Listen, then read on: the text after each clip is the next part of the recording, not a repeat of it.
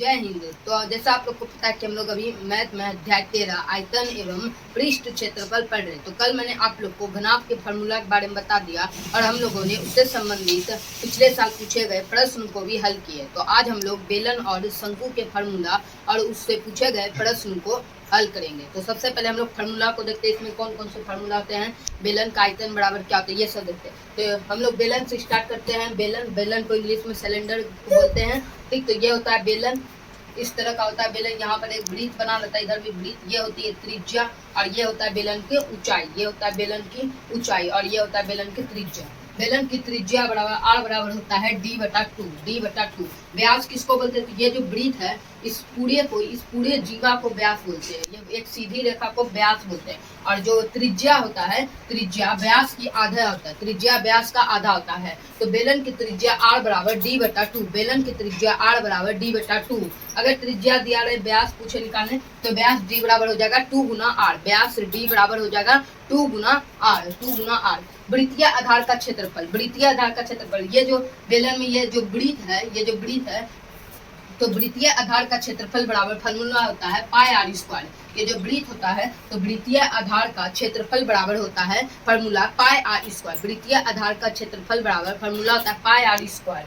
वृत्तीय आधार की परिधि बराबर, वृत्तीय आधार की परिधि, ये जो घेरा है ये वृत्तीय आधार की परिधि बराबर फार्मूला होता है 2 पाई आर। वृत्तीय आधार का क्षेत्रफल बोले निकालने, वृत्तीय आधार का क्षेत्रफल बराबर फार्मूला होता है पाई आर स्क्वायर और वृत्तीय आधार की परिधि बराबर फार्मूला होता है 2 पाई आर। बेलन का वक्र पृष्ठ क्षेत्रफल निकालने बोले तो बेलन का वक्र पृष्ठ क्षेत्रफल बराबर फार्मूला होता है 2 पाई आर एच।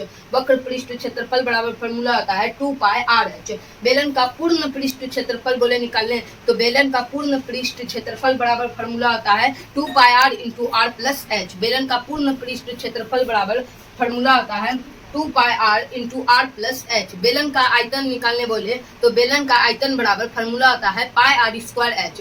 बेलन का आयतन बराबर फार्मूला होता है पाई आर स्क्वायर एच। बेलन का आयतन बराबर फार्मूला होता है पाई आर स्क्वायर एच। तो हम लोगों ने फार्मूला को समझ लिया। आप लोगों ने बेलन के सभी फार्मूला को समझ लिए। तो अब हम लोग शंकु को समझते हैं। शंकु इंग्लिश में कौन बोलते हैं? हैप्पी बर्थडे वाला जो टोपी रहता है वह शंकु के तरह ही होता है। ये होता है शंकु। ये शंकु यहाँ पर वृत्तीय आधार होता है।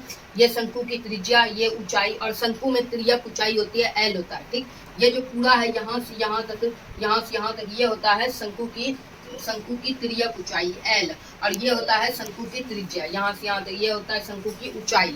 ये हो गया शंकु की ऊंचाई। ये होता है पूरा शंकु की त्रिज्यक ऊंचाई एल से डिनोट करते हैं। ये हो गया त्रिज्या। शंकु में अगर ऊंचाई दिया रहे और त्रिज्या दिया रहे तो त्रिज्यक ऊंचाई कैसे निकलते हैं? तो फार्मूला होता है त्रिज्यक ऊंचाई एल बराबर root over R square plus H square. L बराबर root over R square plus H square. ठीक, अगर आर स्क्वायर बोलेगा निकालने तो आर बराबर फार्मूला हो जाएगा root over L square minus H square. तो इस तरह हम लोग निकालेंगे। ज्यादा इसी फार्मूला का जरूरत पड़ता है। शंकु त्रिज्यक ऊंचाई एल बराबर, तो एल बराबर होता है root over R square plus H square.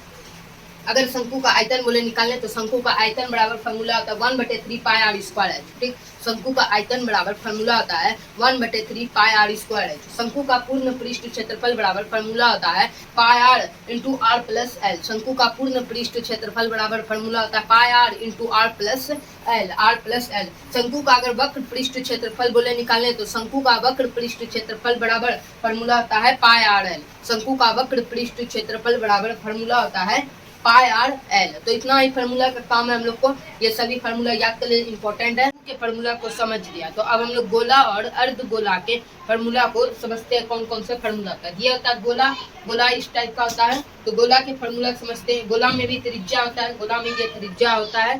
ठीक, गोला में ओनली त्रिज्या होता है, ऊंचाई नहीं होता है, सिर्फ इसमें त्रिज्या होता है। ठीक, तो गोला का आयतन बोले निकाल ले तो गोला का आयतन बराबर फार्मूला होता है 4/3 pi R cube. 4/3 pi R cube. गोला का पूर्ण पृष्ठ क्षेत्रफल और वक्र पृष्ठ क्षेत्रफल दोनों एक ही होता है। ठीक, तो गोला का पूर्ण पृष्ठ क्षेत्रफल और वक्र पृष्ठ क्षेत्रफल दोनों एक होता है। तो गोला का पूर्ण पृष्ठ क्षेत्रफल बराबर फार्मूला होता है 4 पाई आर स्क्वायर।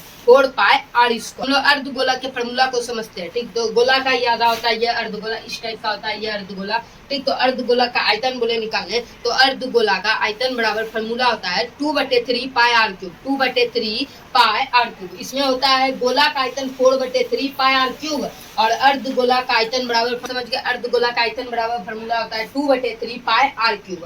अर्ध गोला का पूर्ण पृष्ठ क्षेत्रफल बराबर फॉर्मूला होता है 3 पाई आर स्क्वायर। अर्ध गोला का पूर्ण पृष्ठ क्षेत्रफल बराबर फॉर्मूला होता है 3 पाई आर स्क्वायर। अर्ध गोला का वक्र पृष्ठ क्षेत्रफल बराबर, वक्र मतलब ये चारों दीवारों का क्षेत्रफल, वक्र पृष्ठ क्षेत्रफल बराबर फॉर्मूला होता है 2 पाई आर स्क्वायर। खोखले गोले का आयतन एक और होता है इस तरह का रचना, ये होता है मतलब संतरा टाइप में, ये इस तरह का रहता है 2 गोला, ये खोखला होता है, ये पूरी तरह से खोखला होता है जैसे छल्ला। तो छल्ले या खोखले गोले का आयतन बराबर फॉर्मूला होता है 4/3 पाई इंटू बड़ी R cube minus R cube. इसमें जो ये रहता है यहाँ से यहाँ तक के, इसको बोलते हैं बड़ी त्रिज्या, इसको आर से डिनोट करते हैं, और यहाँ से यहाँ तक के बीच की दूरी को आर बोलते हैं, इसे छोटी त्रिज्या से डिनोट करते हैं। तो खोखले गोले का आयतन बराबर फॉर्मूला होता है 4/3 पाई इंटू बड़ी आर क्यूब माइनस छोटी आर क्यूब। आप लोग को आज सब फॉर्मूला बता दिया, बेलन, शंकु, गोला, अर्ध गोला और खोखले गोले का आयतन भी बता दिया।